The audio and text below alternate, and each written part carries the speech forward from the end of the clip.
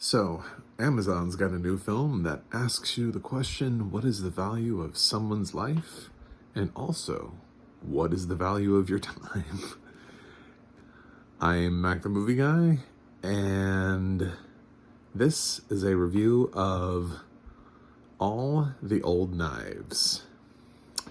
For those new to the channel, I'm a blind film critic, so this is going to be an interesting review for you if you don't know what audio description is. So stick with me and strap in, because this review might be more interesting than the actual film I'm reviewing. So what is All the Old Knives? Because that is one of those titles where you just go, what is this film about? Could be anything. Could be the sequel to Knives Out. It is not. It is a film that stars Chris Pine, Thandiwe Newton, Lawrence Fishburne, and Jonathan Pryce. And basically, this is a slow burn. I hate to use the word thriller. It's a slow burn.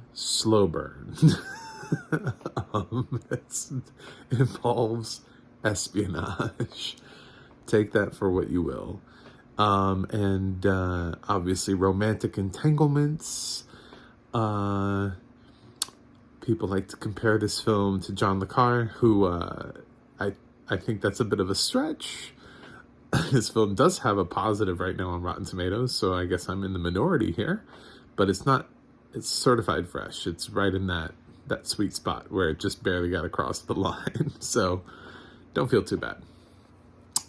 So yeah, the film, basically there is a terrorist plot that takes over a plane, and we're sort of told the story through a series of flashbacks and current conversation in a restaurant between Chris Pine and Thandiwe Newton, both of which who used to work together as spies and espionage information gatherers. I don't know what you want to say. This is not like a Jason Bourne 007 thing, so every time I say the word spy, I feel like that's the wrong word to call these people because they don't feel like spies. It's a lot of conversation. It's a really easy movie to make because the majority of the film takes place in this restaurant, and it has a lot of flashbacks, and those are the more difficult sequences. Or basically told sort of from the beginning that the thing didn't go well, that they worked on, and Chris Pine's here to sort of wrap it all up. And then we learn that there were romantic entanglements between him and Thandiwe Newton, and the film tries to get complicated, and it tries to get interesting, and it really underutilizes Lawrence Fishburne and Jonathan Pryce, and I cannot stress that enough, how frustrating that was, that Lawrence Fishburne and Jonathan Pryce barely contribute to this film. It's like they're two great actors. Why did you bring them into this film if you're not going to use them and give them some scenes with meat? They just don't have it. This is really all about Chris Pine and Thandiwe Newton, and if you see all the critics out there, they're like, the chemistry between these two is really good, and it's like, I mean, the chemistry is fine. It's fine. It's okay. I'm not going to remember this chemistry 10 years from now, so it's not palpable. I didn't believe that, these two might be hooking up, like, off screen. It's okay. There are some, scenes in bed that are filmed. I don't know really what to tell you. What I can tell you without directly spoiling the film is I thought the film was terribly boring. I don't like to even call this a thriller. That's why I was just saying a slow burn, because it's really trying to slowly burn until it gets to what it believes is its power punch at the end, where it thinks it's got the payoff, and it comes in and it right hooks you, then it uppercuts you, and suddenly it's staring at you, waiting for you to fall on the floor like you've been knocked out cold, and you're a little dizzy because you're like, wow, those are some good punches, but I mean, everything before that was kind of weak. That's kind of how this movie feels. Like, all the way up until it throws its first heavy twist at you, you're kind of like, oh, well, this is a movie.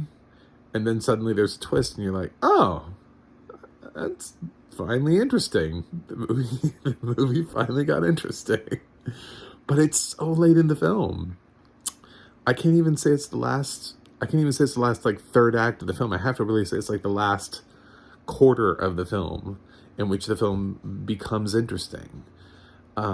Everything else is very reminiscent of things you've seen before, just not done as well and done really slowly. And it's a lot of conversations and talking. It doesn't even feel like the stakes are very high.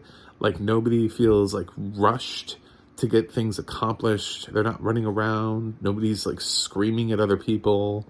There's no like heavy interrogation topics. Nobody's like, there's a plane with people on it, we have to save them.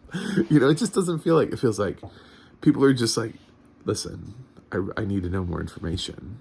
If you could please pass along more information to me, because there's a plane with people on it. Like, that's the kind of conversation like Chris Pine is literally trying to get at one point in the film. He's talking to one of his, like, I guess, informants or whatever.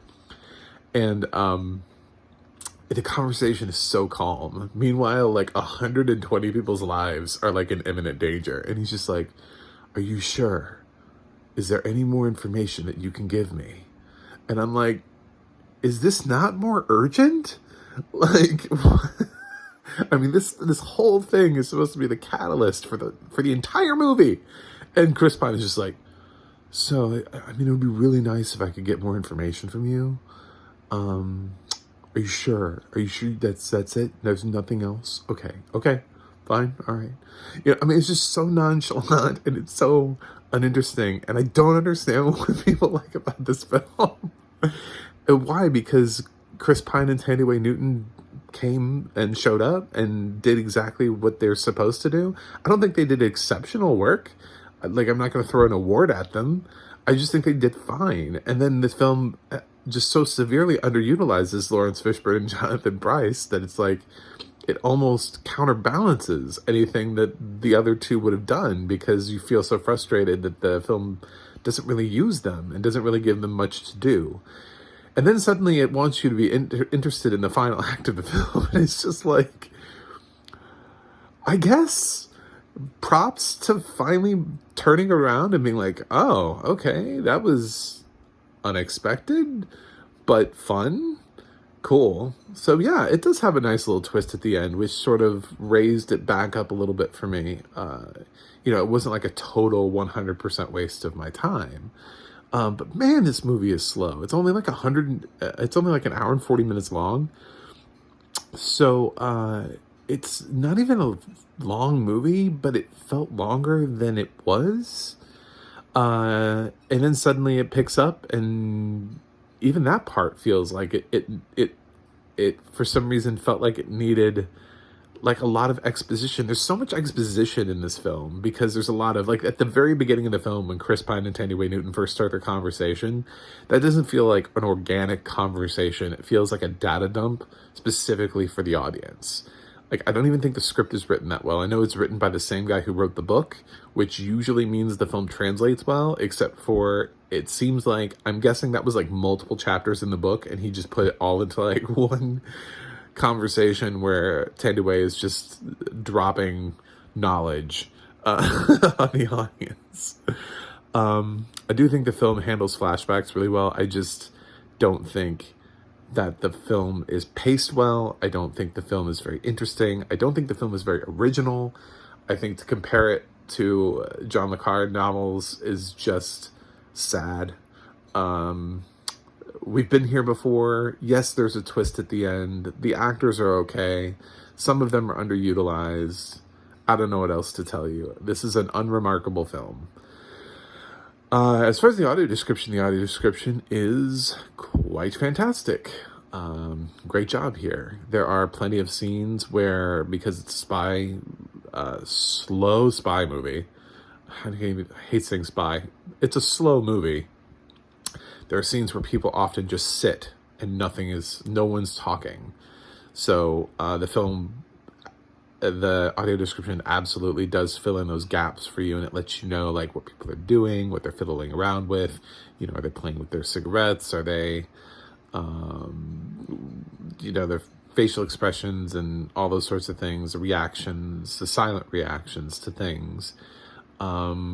There's a lot of, wine glasses and playing with wine glasses, and it's at a point in the film, it's important to know when somebody's bleeding, so we get that notification. It's really good. It keeps track of other sort of characters to give you that sense of unease that maybe all is not as it seems. There are other people that are in the restaurant with them, and it bounces around with them in a way that creates this, is this a setup? Are these people spies? Is anybody in this restaurant actually a patron other than the two of them? So, I mean, it does a really good job of following the camera angles that way.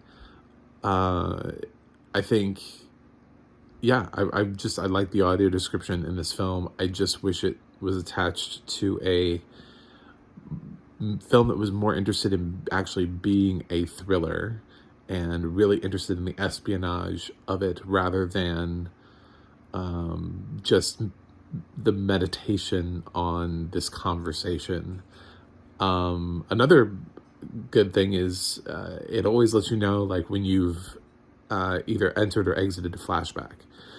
So since this film has what I would call a rather heavy use of flashbacks, that's really important. So another positive note there. So really good audio description. But the film is not really worth watching. It's boring. Yes, it has a twist at the end. You might like it. If you really like slow burns and this is really your thing, I've definitely seen worse films, and at least it made itself interesting in the final moments. I'll give it that. But there have been other films with twists at the end that I felt like did it better.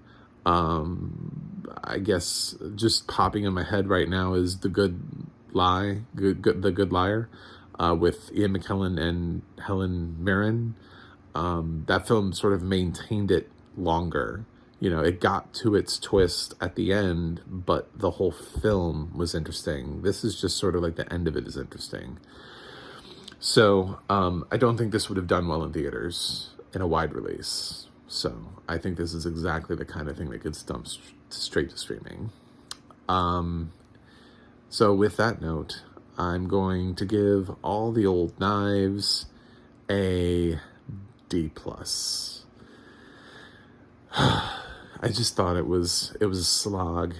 It was derivative, uninteresting. I didn't think there was enough emphasis put on the actual catalyst that we were supposed to care about, this event.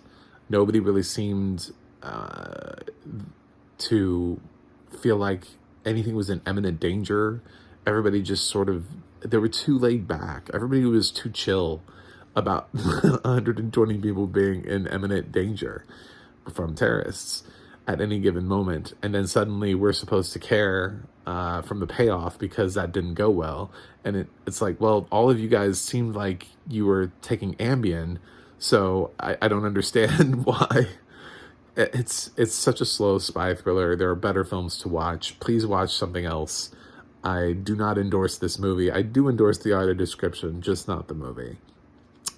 If you do see this movie and you, however, disagree with me, feel free to let me know in the comments. Call me out on it and be like, I love this movie. Chris Pine's amazing. He is amazing. That's true. True statement. And like and subscribe and visit MacTheMovieGuy.com for more reviews from me. And don't forget to check out the audio description project, and you'll find more titles there that have audio descriptions. Some of it is really great. So until next time, stay away from slow spy thrillers. Until then.